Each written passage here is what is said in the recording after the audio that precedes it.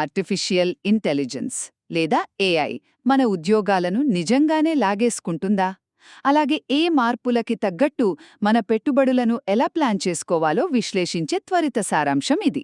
అసలు వేగంగా మారుతున్న ఈ టెక్నాలజీ యుగంలో మన కెరీర్ని కాపాడుకుంటూనే మన డబ్బును భద్రంగా ఎలా పెంచుకోవాలో తెలుసుకోవడం మీకు, నాకు, ప్రతి ఒక్కరికి చాలా అవసరం కదూ. సో మొదటిది, మార్కెట్లో పెట్టుబడులు పెట్టేటప్పుడు సరైన రంగాన్ని ఎంచుకోవడం చాలా ముఖ్యం. చూసుకోండి, ఏఐ లాంటి కుదుపులు వచ్చినప్పుడు చిన్న కంపెనీలైన స్మాల్ క్యాప్స్ కంటే పెద్ద లార్జ్ క్యాప్ కంపెనీలే మన డబ్బుకి పూర్తి భద్రత మరియు ప్రశాంతతను ఇస్తాయి. ఇక్కడ ఒక చిన్న లాజిక్ అండి.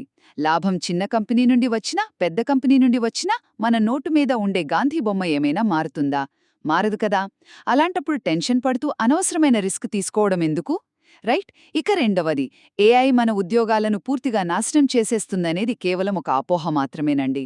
ఒకసారి ఆలోచించండి, గతంలో కంప్యూటర్లు వచ్చినప్పుడు ఒక 20 మంది మాన్యువల్ అకౌంటెంట్ల అవసరం తగ్గినా కొత్తగా 200కి పైగా ఐటీ ఉద్యోగాలు పుట్టుకొచ్చాయి కదా. అంటే కొత్త టెక్నాలజీ ఎప్పుడూ ఉపాధిని నాశనం చెయ్యదు, కేవలం దాన్ని వేరే కొత్త రూపంలోకి మారుస్తుంది అంతే. ఫైనలీ మూడవదేంటంటే, ఈ మార్పుల నుండి గట్టెక్కాలంటే మనకున్న ఒకే ఒక్క దారి ఎప్పటికప్పుడు మన స్కిల్స్ను అప్గ్రేడ్ చేసుకోవడమే. కొత్త విషయాలు నేర్చుకునే వాళ్లకి ఈ ఏఐ నిజంగా ఒక అద్భుతమైన వరం. కాబట్టి ఇక్కడ మనకు అసలైన ముప్పు టెక్నాలజీ కాదండి, మనం మారడానికి ఇష్టపడకపోవడమే. సో సురక్షితమైన లార్జ్ క్యాప్ పెట్టుబడులను ఎంచుకోవడం మరియు టెక్నాలజీకి తగ్గట్టు మన స్కిల్స్ను అప్డేట్ చేసుకోవడమే ఈ ఏఐ యుగంలో మనం ఆర్థికంగా, వృత్తిపరంగా స్థిరంగా నిలబడడానికి ఉన్న ఏకైక మార్గం.